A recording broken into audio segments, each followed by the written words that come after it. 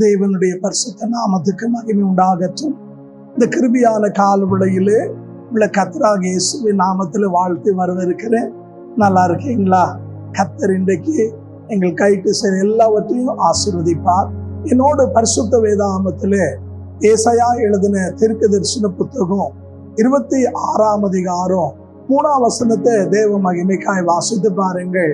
அங்கே தீர்க்கதரிசியா இருக்கிற ஏசாயா சொல்லுகிறார், உம்மை உறுதியாய் பற்றி கொண்டவனுக்கு பூரண சமாதானம் என்று சொல்லி. என்னை கேட்கிற அன்பு சகோதரனே சகோதரியே, ஏசாயா சொல்லும்போது சொல்லுகிறார், அவர் உறுதியாய் பற்றி கொண்டவனுக்கு பூரண சமாதானம் என்று சொல்லி.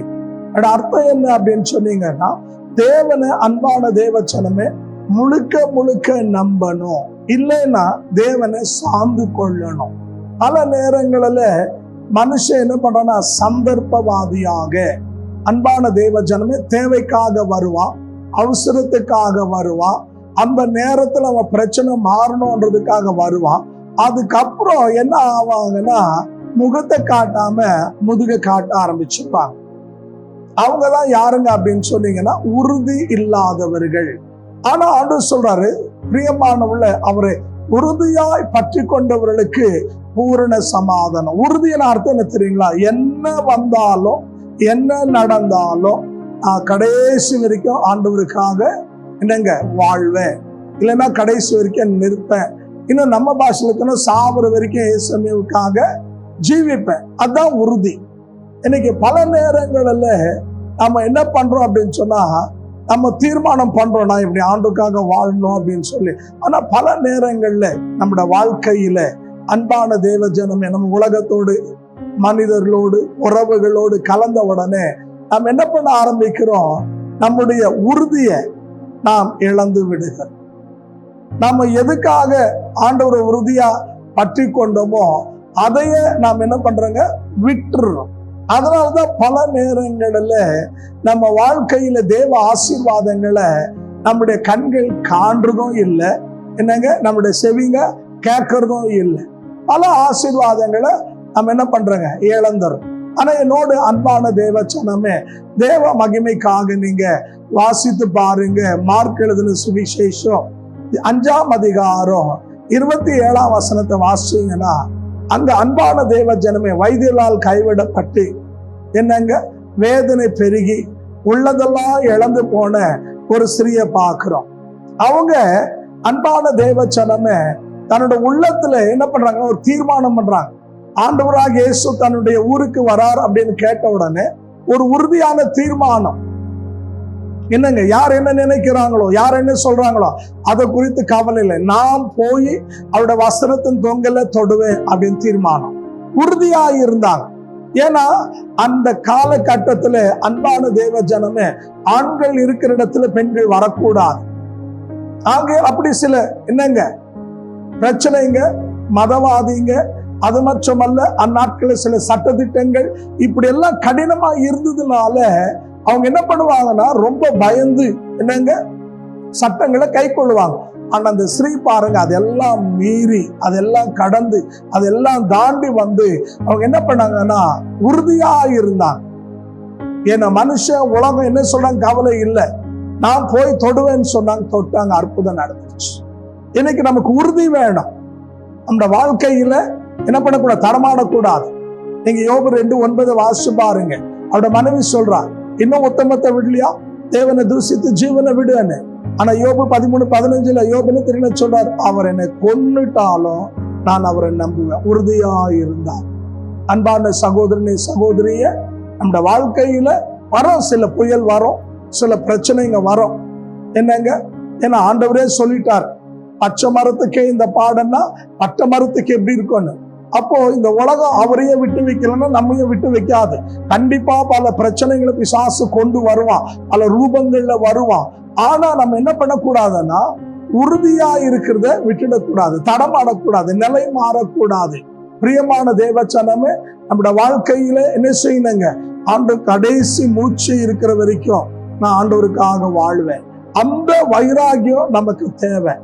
நீங்க தேவனுக்காக நில்லுங்க, தேவன் உங்களுக்காக நிற்பார். நம்ம பல நேரங்கள்ல இந்த உறுதியில என்னங்க தடமாடுறோம். அப்பதான் நமக்கு என்ன வருது சொல்லுங்க? பலவிதமான பாடுகள் வருது. ஆனா ஒண்ணு தெரிஞ்சுக்கங்க, நம்முடைய தொடக்கம் அற்பமா இருந்தாலும் நம்முடைய முடிவு சம்பூர்ணமா இருக்கும். நம்ம பாஷையில சொல்லணும்னா நமக்கு இந்த நிலைமை இப்படியே இருக்காது. கர்த்தர் இதை மாத்தி உயர்த்தி நம்ம அநேகருக்கு முன்பாக ஆசீர்வாதத்தினுடைய ஊற்றாய் தேவன் வைப்பார். ஆனா நம்ம என்ன செய்யணும்? உறுதியா இருக்கணும். ஆகியால் தான் ஆண்டு சொன்னார் மத்தேயு 7ஆம் அதிகாரம் 24-25, என் வார்த்தை கேட்டு அதன்படி நடக்கிறவன் எவனோ அவன் மலை மேல் கட்டிட நாங்க வீட்டுக்கு ஒப்பா இருப்பான். காத்து வரும், புயல் வரும், பெருங்காத்து வரும், பெரும் வெள்ளம் வரும், ஆனா ஒன்னும் அதை அசைக்காது. அதெல்லாம் உறுதி. என்ன வந்தாலும் என்னங்க, நான் ஆண்டுக்காக வாழ்வேன். அந்த நிச்சயத்தோடு அந்த நம்பிக்கையோடு நீங்க தேவனுக்காக வாழ ஆரம்பிச்சு பாருங்க. அன்பான தேவ ஜனமே, யோபு பாத்தீங்கன்னா அவர் அந்த உறுதியா இருந்தாரு. அவர் இழந்த எல்லாவற்றையும் கர்த்தர் இரட்டத்தினையா தந்தார். அந்த பெரும்பாலுள்ள ஸ்ரீ உறுதியா இருந்தா போய் தொட்ட உடனே சுகமாயிட்டான். அன்பான சகோதரனே சகோதரிய, நீங்க உறுதியா இருங்க. கண்டிப்பா உங்களை எதுவும் அசைக்காது. தேவன் உங்களை கொண்டு பெரிய காரியங்களை செய்வார். எத்தனை பேர் விசுவாசிக்கிறீங்க? இருக்கிற இடத்துல தலை தாழ்த்தி கண்களை மூடி, ஆண்டவரே நான் உறுதியாய் வாழ, நான் என்ன பிரதிஷ்டை பண்ணணும், என்ன தீர்மானம் பண்ணணும், நான் என்ன உடன்படிக்கை பண்ணணும், என்ன நான் கர்த்தாவே அறிக்கை செய்தனும், அதுல கடைசி வரைக்கும் நிலைத்திருக்க எனக்கு உதவி செய்ய என்று சொல்லி, இன்றைக்கு ஒருவேளை நீங்க உறுதியை விட்டுட்டு தடமாடி வலதுபுறம் இடதுபுறம் இருந்தீங்கன்னா இன்னைக்கு மறுபடியும் ஒப்பு கொடுங்க, தீர்மானம் பண்ணுங்க. உன்னுடைய தொடக்கத்தை காட்டில உன்னோட முடிவு மகிமையா இருக்கும். ஜெபிப்போமா? பரிசுத்த பிதாவே, இந்த வார்த்தையை கேட்டு உணர்த்தப்பட்டு ஆண்டவரே, நாணல போல எந்த பக்கம் காத்தடிக்குதோ அந்த திசைக்கு திரும்பி வாழ்ந்துட்டு இருந்த, வாழ்க்கையில அர்த்தம் இல்லாம ஜீவித்து கொண்டிருந்த ஒவ்வொரு தேவ பிள்ளைகளும் ஆண்டவரே அவருடைய நிலைப்பாடை மாத்தி உம்மை உறுதியாய் பற்றி கொண்டு கடைசி மூச்சு இருக்கிற வரைக்கும் உமக்காக வாழ உதவி செய்யும். ஆண்டவரே, அற்பமான ஆரம்பத்தை யார் அசட்டை பண்ண முடியும் என்று சொன்னது போல, ஒருவேளை உங்களுடைய தொடக்கம் அற்பமாய் இருந்தாலும் இந்த முடிவு யோபு போல மகிமையாய் இரட்டத்தனையான ஆசீர்வாதங்களோடு காணப்பட தேவன் உதவி செய்யும். இந்த பெரும்பாலுடைய ஸ்ரீயனுடைய அன்று பலவீனங்களை நீக்கி பூர்ண சுகம் பெற்றது போல ஒவ்வொரு பிள்ளைகளுடைய வாழ்க்கையில அற்புதங்களை அதிசயங்களை செய்து ஆசீர்வதியும். இவர்கள் ஆண்டவரை கேட்டு உணர்த்தப்பட்டு ஒப்பு கொடுத்து ஏற்றுக்கொண்ட யாவரையும் திருக்கரத்தில் ஒப்பு கொடுக்க வழி நடத்தும்.